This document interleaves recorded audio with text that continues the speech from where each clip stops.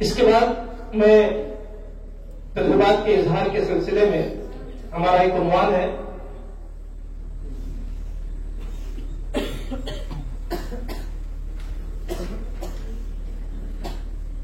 مستورات میں دینی بیداری کی شکلیں اور صورتیں. عورتیں معاشرے کا تقریباً آدھا حصہ ہوتی ہیں. عام طور سے ان کی دینی تعلیم اور تربیت کی طرف ایسی توجہ نہیں ہوتی جیسا مردوں کی طرف ہوتی ہے. مرد حضرات تک مکاتب ہیں، مدارس، جمعے کے خطبات، اصلاحی جلسے وغیرہ مختلف نوعیتوں سے دین کا پیغام پہنچتا رہتا ہے، لیکن عورتیں یا تو عموماً ان میں شرکت نہیں کر پاتی یا ان کے لیے انتظام نہیں ہو پاتا ہے، جس کی وجہ سے وہ ان سب طرق سے فائدہ نہیں اٹھا پاتی. معاشرے کے اتنے بڑے حصے تک دین کی تبلیغ کی راہیں تلاش کرنا یہ ہماری ذمہ داری ہے. اسی عنوان پہ میں کچھ اظہار خیال کرنے کے لیے مفتی حماد صاحب قاسم رضا مشدون کو دعوت دیتا ہوں. آپ جامعہ کے ممتاز فضلاء میں سے ہیں. جامعہ رسول الہدیٰ شکاری کالج میں آپ استاد حدیث و فقہ ہیں. اس کے علاوہ تبلیغی و دعوتی سرگرمیوں کی مشغولیت مستزاد ہے. موصول تشریف لائیں.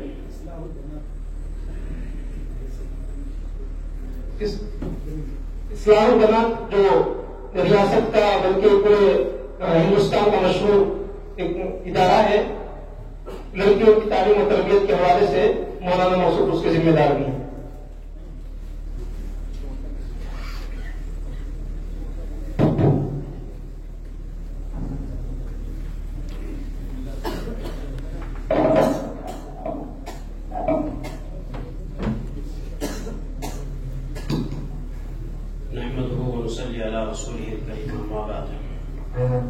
قابل عزت احترام حضرت والا اور دیگر منتظمین جامعہ اور اساتذہ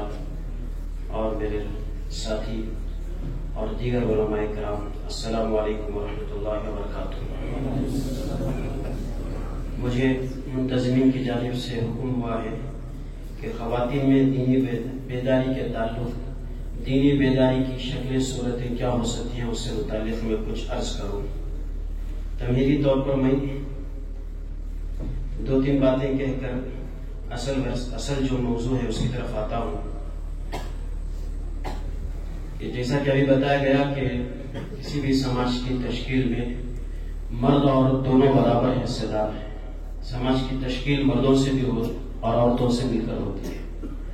اور بزرگوں کی تحریر میں یہ بات ملتی ہے کہ اللہ تبارک و تعالیٰ نے دونوں کو کچھ خاص انفرادی صلاحیتوں سے مالا مال کیا ہے. انہی صلاحیتوں کی بنیاد پر ان کے جو ذمہ داریاں ہیں ان ذمہ داریوں کو ادا کر سکتے ہیں. چنانچہ عورتوں کے جو خاص خصوصیات ہیں، جو اللہ نے ان کو خاص طور سے جو صفات عطا کی ہیں، ان میں سے ایک متاثر ہو جانے کی صفت ہے کہ عورتیں بہت جلد متاثر ہوتی ہیں، چونکہ ان کے اندر جذبات کی فراوانی، جذبات کی کثرت ہوتی ہے، اور ان کی جو ذمہ داریاں ہیں ماں ہونے کی حیثیت سے، اسی طرح بیوی ہونے کی حیثیت سے، بہن ہونے کی حیثیت سے، ان کے اندر جو مہربانی کا جو عنصر ہوتا ہے وہ اسی جذبات کی فراوانی کی وجہ سے ہوتا ہے، اور اسی کے نتیجے میں وہ باپ کے مقابلے میں ماں بچے پر زیادہ شفقت کا، زیادہ مہربانی کا اس کے اندر پہلو پر پایا جاتا ہے. چنانچہ حدیث کے اندر بھی اللہ کے نبی صلی اللہ علیہ وسلم نے ماں کے مرتبے کو باپ کے مقابلے میں 3 درجے بڑھا کر بیان کیا ہے. ایک صحابی نے آ کر آپ سے پوچھا کہ من احق بحسن صحبتی، تو اللہ کے نبی نے کہا 3 مرتبہ ماں کا تذکرہ کیا، 34 مرتبہ باپ کا تذکرہ کیا. تو وہ بہت جلد متاثر ہوتی ہیں چونکہ وہ جذبات کی کثرت ان کے اندر پائی جاتی ہے، اور فطرتاً یہ بات صحیح بھی ہے، فطرتاً یہ بات پائی جاتی ہے کہ جو جلد جتنے جذباتی ہوتا ہے اتنا جلد متاثر ہوتا ہے. عورتیں جذباتی ہوتی ہیں تو بہت جلد متاثر بھی ہوتی ہیں. اسی طرح عورتوں کے اندر ایک جو دوسری خاص صفت ہے وہ متاثر کن بھی ہے، وہ دوسروں کو متاثر بھی جلدی کرتے ہیں. عورتوں کی ایک خاص صفت ہے، اللہ کے نبی صلی اللہ علیہ وسلم کی حدیث ہے کہ ما رأيت من ناقصات عقل ودین اذهب للب الرجل الحازم من احداكن، کہ دین اور عقل میں ناپختگی کے باوجود تو قوی الارادہ مردوں کی عقلوں پر تسلط حاصل کرنے کی ایک عجیب صفت اللہ نے ان کے اندر رکھی ہے. تو اچھے اچھے قوی الارادہ مرد بھی ان کے گویا ماتحت ہو جاتے ہیں، ان کے ارادوں پر غالب آ جاتے ہیں، باوجود یہ کہ وہ اپنے جسمانی اعتبار سے ان کی ساخت کے اعتبار سے وہ کمزور ہیں، لیکن متاثر کرنے کی ان کے اندر صلاحیت بھی بہت زیادہ ہے. اسی طرح مستقل مزاجی اور اپنے رسوم و رواج اور خاندانی اقدار، خاندانی اخلاق اور ان کے ریت رواج ہوتے ہیں. اسی طرح مان مریادہ کی حفاظت ہوتی ہے، اس کو محفوظ رکھنا، اس پر جمنا، پختگی کے ساتھ اس پر جمے رہنا اور اپنے خاندان کو، اپنے مردوں کو، اپنے نسل کو اس پر ڈالنا، یہ ان کا ایک خاص مزاج ہوتا ہے. حضرت مولانا علی میاں ندوی رحمۃ اللہ علیہ نے ایک موقع پر عورتوں کی اس خصوصیات کا ذکر کرتے ہوئے کہا کہ ہندوستان کے اندر پچھلے دور میں جب مسلم حکمران گزرے ہیں، اس دور میں ہندو احیا پرستی آج کی طرح غالب نہیں تھی. اس سلسلے میں ان کے اندر بیداری بھی نہیں تھی، اور کوئی مستقل آج جیسے حکومتوں کی طرف سے اس کو جو بڑھاوا مل رہا ہے، اس کے احیا کی جو کوششیں حکومتی سطح پر ہو رہی ہے، اس دور میں اس طرح کے انتظامات بھی نہیں تھے. اس کے باوجود آج یہ مذہب نہ صرف ایک باقی ہے، بلکہ اسلامی شعار مغلوب ہوتے جا رہے ہیں، ان کے شعار غالب ہوتے جا رہے ہیں. ایک عجیب قسم کے ان کے اندر ایک تعصب اور تسلط کی حد تک یہ بڑھتے ہی جا رہے ہیں. عجیب قسم کی ایک بیداری پائی جا رہی ہے، ہر چیز میں اپنے مذہبی رسوم و رواج کو داخل کرنے میں لگے ہوئے ہیں. حضرت فرماتے ہیں کہ ایک لمبا مسلم حکمرانوں کے دور کے باوجود یہ جو چیز باقی ہے، ہندو مذہب پر ہندوؤں کی تہذیب، ان کے جو رسوم و رواج باقی ہیں، اس کے پیچھے صرف ان کی عورتیں ہیں. ان کی عورتوں نے اپنے رسوم و رواج کی حفاظت کی، مختلف شکلوں میں مختلف تہواروں کے جو رسوم و رواج ہوتے ہیں اس کو باقی رکھا. باہر کے اعتبار سے حکومتی سطح پر اس کی کوئی تائید نہیں ملتی تھی، لیکن اس کے باوجود انہوں نے اپنے پلووں سے گویا باندھ کے رکھا، جس کی وجہ سے یہ باقی رہی، جس کی وجہ سے آج یہ مختلف قسم کے جو ان کے رسومات پائے جاتے ہیں یہ باقی ہیں صرف اور صرف ان کی عورتوں کی وجہ سے. تو عورتوں کا مزاج ہے وہ جس چیز کو اپنا لیتی ہیں اس کو گویا مستقل پکڑے رہتی ہے. آج ہمارے یہاں بھی، ہمارے مسلم معاشرے میں بھی جو عروس ہوتے ہیں، اس کے پیچھے اصل جو طاقت ہے وہ عورتوں کی طاقت ہے. اس لیے کہ عروس کی جو کمیٹیاں ہوتی ہیں، ان کمیٹیوں کے علاوہ اس کو کامیاب بنانے میں سب سے زیادہ حصہ عورتوں کا ہوتا ہے. نہ مردوں کو اس کی تاریخ یاد رہتی ہے، نہ اس کے رسوم و رواج میں ان کو شرکت کرنے کی فرصت ہوتی ہے. لیکن تمہارے دلہن کے کیا نہیں،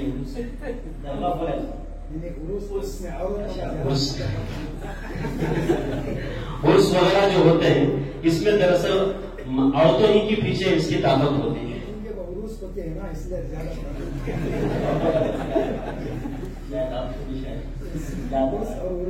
نہیں،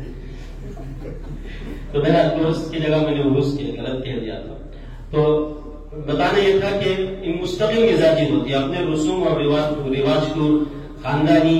ریت رواجوں کو، مان مریادوں کو مضبوطی سے تھامی ہوئی ہوتی ہے. تو جب اللہ نے ان کے اندر یہ خصوصیات رکھی ہیں تو ان خصوصیات کے نتیجے میں اپنے آنے والی نسلوں کی گویا پرورش، یہ سب عام طور سے انہی سے متعلق ہوتے ہیں. عورتوں کے مرد حضرات تو ان سے متاثر ہوتے ہی ہیں، بچے ان کی افکار سے کے سانچوں میں ڈھل کر نکلتے ہیں. جو نسلیں آتی ہیں وہ سب ان کی فکروں سے بالکل متاثر ہوتی ہیں، وہی فکروں کو لے کر نکلتی ہیں. تو اس لیے عورتوں کے اندر دینی بیداری پیدا کرنا گویا اپنی نسل کی حفاظت کرنا ہے. ان کے اندر یہ چیز اگر پیدا ہو گئی، ان کی یہ صلاحیتوں کا رخ صحیح ہو گیا، ان کے ان صفات کو صحیح رخ پر ڈال دیا گیا، تو پھر ہماری نسلوں کے ایمان کے اعمال کی حفاظت کرنے کی ایک بڑی ذمہ داری مردوں سے آسانی کے ساتھ ادا ہو سکتی ہے.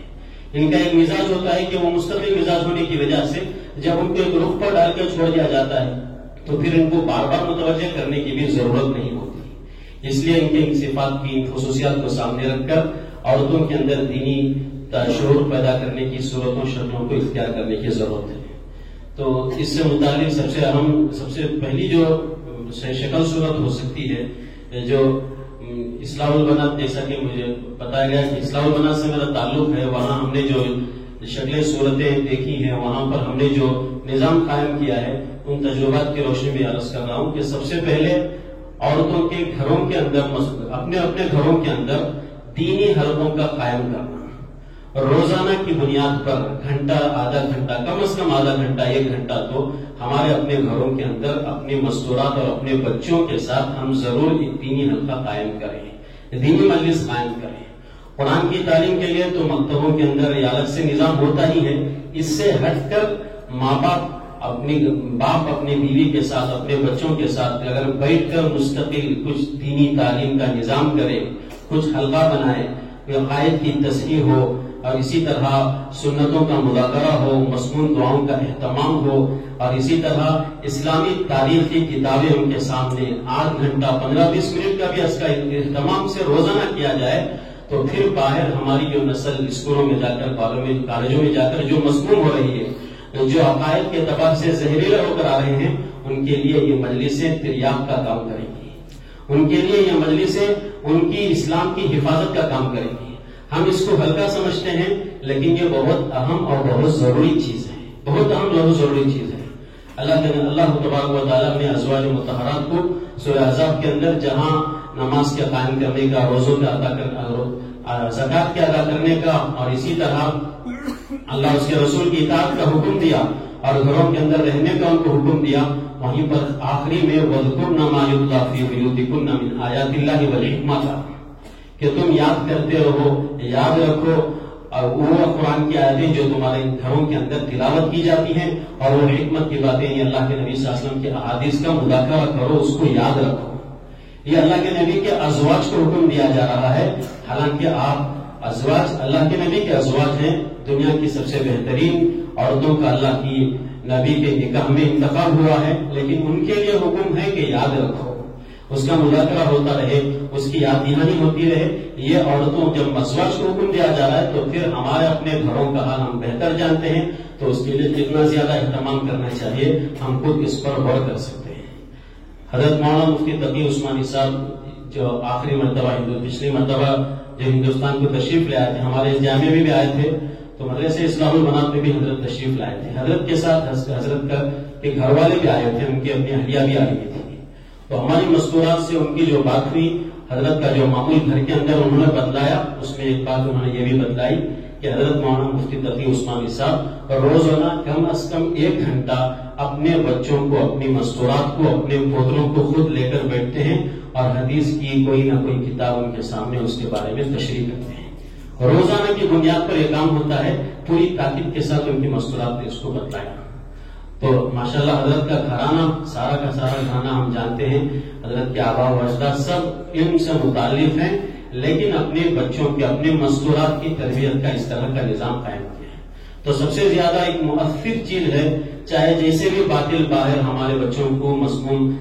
افکار کے اعتبار سے، عقائد کے اعتبار سے، جیسے جتنا بھی ان کے ذہن کو خراب کرے، لیکن ہمارے اپنے گھروں کے اندر اگر یہ چیز باقی رہی تو نہ صرف یہ کہ مستورات کے اندر بچے ہمارے آگے، ہماری آنے والی نسل کے اندر بھی دین بھی، ایمان بھی، عقائد بھی سب محفوظ رہیں گے۔ وہاں چاہے ان کا ذہن خراب ہوتا رہے، لیکن روز کی بنیاد پر ان کی یہاں ذہن سازی ہوتی رہے گی، تو پورا نظام ہمارے بچے ہمارے اپنے قابو میں رہیں گے، ہماری اپنی بچیاں ہمارے اپنے قابو میں رہیں گی۔ اگر یہ نظام قائم نہیں ہوا تو پھر آئندہ حالات جس طرح بنتے جا رہے ہیں، اس سے پتہ بھی نہیں چلے گا کہ ہماری اپنی بچیاں ہمارے سے آزاد ہو چکی ہوں گی۔ آج اس کے واقعات دن بدن سننے میں آ رہے ہیں، کتنی بچیاں کہاں جا رہی ہیں، سب ہم اس کو جانتے ہیں۔ اس لیے سب سے اہم چیز جو ہم نے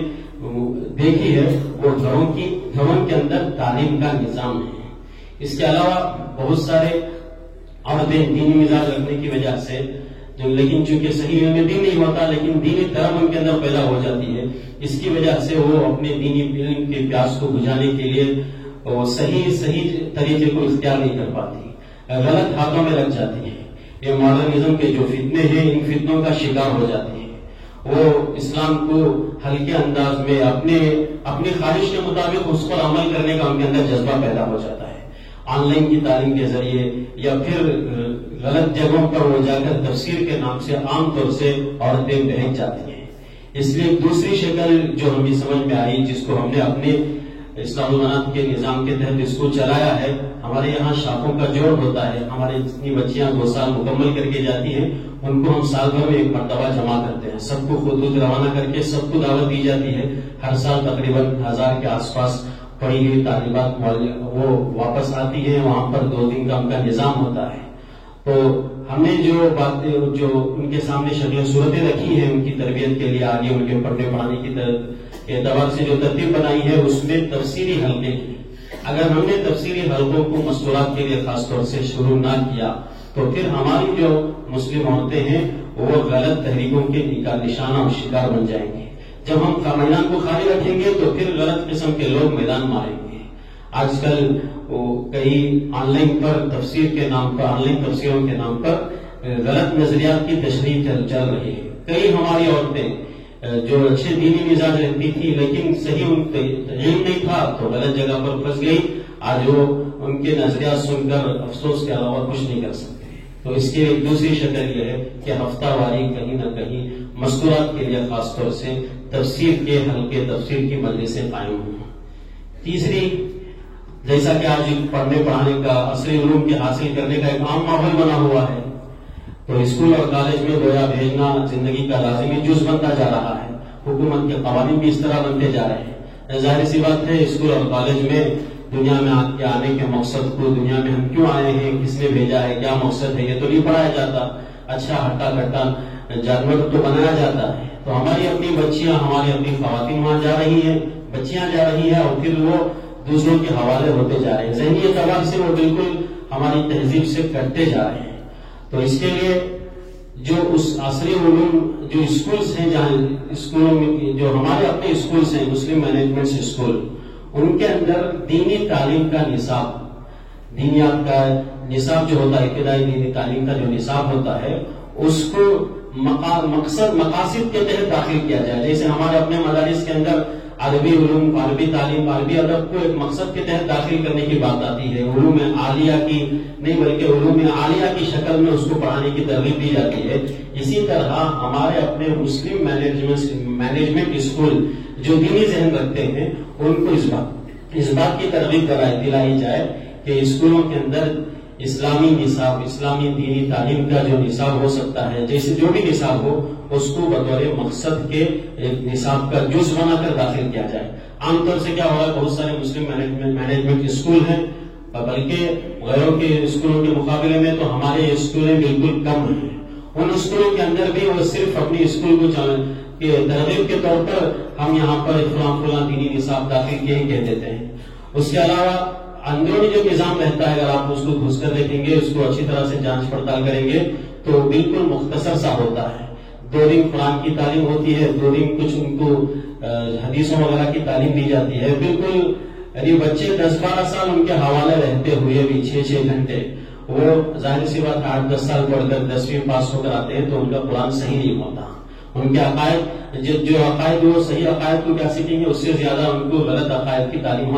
دی جا چکی ہوتی ہے. اس کے لیے خاص طور سے اگر ہمارے اپنے خوابوں کی اسکول ہیں، ہمارے اپنے مسلم مینجمنٹ اسکول ہیں تو وہاں ان کو بات کر کے ان کی ذہن سازی کر کے ایسا نظام قائم کیا جائے کہ اگر ہماری بچیاں وہاں سے پڑھ کر نکل رہی ہیں تو جہاں وہ عصری علوم کے حاصل کیے ہوئے ہیں وہی وہ ضرورت کے بقدر دینی علوم کو حاصل کرنے والی بن سکے. 8-10-12 سال کا نظام ہوتا ہے. اگر ہم نے اس کو صحیح ترتیب سے لے لیا تو انشاءاللہ ہمارا ایک بہت بڑا نظام دینی اعتبار سے بہت بڑا ہم دینی نظام کو قائم کرنے میں کامیاب ہو سکتے ہیں. اگر کسی اسکول کے اندر ابتدا میں 2 گھنٹے 2.5 گھنٹے اس نصاب کو پڑھا لیا جائے، قرآن کی تعلیم ہے، عقائد کی تصحیح ہے، مسنون دعائیں ہیں اور سنتوں کا مذاکرہ ہے، دینی ذہن سازی ہے، اسی طرح اسلامی تاریخ کی کتابیں ہیں، اگر ان کو 1.5-2 گھنٹے کے اندر روزانہ کی بنیاد پر تعلیم دی جائے تو پھر انشاءاللہ ہم اپنے بچوں کی دین کی حفاظت کے سلسلے میں بڑی حد تک کامیاب ہو سکتے ہیں. رہے وہ اسکول جو ہمارے قابو میں نہیں ہے، غیر چلا رہے ہیں، ہماری بچیاں وہاں پر پڑھ رہی ہیں تو ایسے اسکولوں کے لیے ان بچوں کی نشاندہی، ان کا سروے کیا جائے، جائزہ لیا جائے اور پھر ان کے لیے الگ سے مکاتب کا نظام کیا جائے. اور اگر خدا نخواستہ مکاتب کا نظام بھی نہیں ہو سکتا تو پھر ایسے بچوں کے لیے ہفتہ واری کلاسز کا ضرور انتظام ہو. ہفتہ واری کلاسز کا ہفتے میں 1 مرتبہ 2 گھنٹے 1 گھنٹہ ہی صحیح، بالکل نہ ہونے سے تو تھوڑا بہت بھی ہو رہا ہے تو کچھ نہ کچھ تو اس آنے والے موجیں جو اٹھ رہی ہیں عقائد کے جو شرک کی، بدعات کی، اسلام کی دوری کی جو گویا ایک سیلاب جو آ رہا ہے، اس سے کچھ نہ کچھ تو حفاظت ہو سکتی ہے اگر ہفتے والی بنیاد پر بھی اگر ہم نے اس سلسلے میں کام کرنے کی کوشش کی. خاص طور سے جیسے شہروں کے اندر سلمس ہوتے ہیں، اسی طرح شہروں کے اندر بڑے بڑے اپارٹمنٹس ہوتے ہیں، ان اپارٹمنٹوں تک پہنچنا، وہاں تک دینی تعلیم کا نظام قائم کرنا عورتوں کے لیے کوئی نظام نہیں ہے. وہ ان کی الگ ہی دنیا ہے، ان کے عقائد، ان کے اعمال اللہ جانے کہاں سے وہ کہاں پہنچ رہی ہیں. عجیب و غریب ان کے اندر ارتداد کی وبا پائی جاتی ہے. تو ایسے اس سلسلے میں کام کے لیے یہی طریقہ ہے کہ ہفتے والی بنیاد پر ہفتے میں کم از کم 1 گھنٹہ 2 گھنٹہ ان کے اپنے علاقوں میں پہنچ کر جو دین کی مزاج رکھنے والی قرآن و حدیث کو پڑھی ہوئی بقدر ضرورت جو پڑھی ہوئی ہیں وہ اگر وہاں تک ان تک پہنچے، وہاں ان کی مجلسیں قائم کرے، تو ضروری نہیں ہے کہ کسی اینگل سے کرے، کسی اور اینگل سے کسی اور چیز کو عنوان بنا کر وہاں پہنچ کر ان کے اگر دینی ذہن سازی ہوگی تو انشاءاللہ ایک بڑی حد تک کامیاب کام ہو سکتا ہے.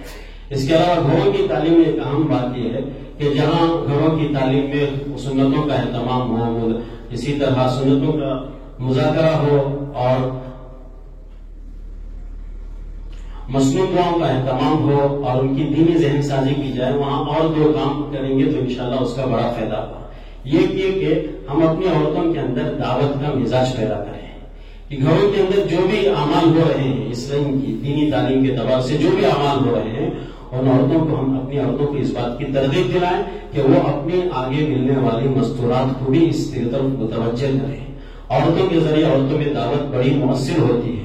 بیان کر دینا، مردوں کا بیان رکھنا، ان کی مجلسیں منعقد کرنا یہ اپنی جگہ پر فائدہ رکھتا ہے، لیکن عورت جب دوسری عورت کو دعوت دے گی تو بڑی اس کی تاثیر ہوتی ہے. تو ہمارے اپنے گھروں کے اندر اگر یہ تعلیمی نظام، مجلس کا نظام، دینی مجلس کا نظام قائم ہو رہا ہے تو اس کی ترویج کا سب سے بہترین طریقہ یہی ہے، اس کو آگے بڑھانے کا سب سے بہترین طریقہ یہ ہے کہ ہم اپنی عورتوں کو اس بات کی ترغیب دلائیں کہ وہ جن عورتوں سے ان کا ملنا جلنا ہوتا ہے، عورتوں کے سے بہت زیادہ متاثر ہوتے ہیں، گھروں کو آتی ہیں تو وہ چیزوں کو دیکھ کر، ان کے اشیاء کو دیکھ کر، ان کے رہن سہن کو دیکھ کر وہ تاثر لیتی ہیں. تو جہاں وہ یہ تاثر لیتی ہیں وہیں ہماری عورتیں جہاں یہ نظام قائم ہو جائے وہاں اس بات کی ان کو ترغیب دلائی جائے کہ وہ اپنے گھروں کے اندر بھی یہ دینی حلقوں کے قائم کرنے کا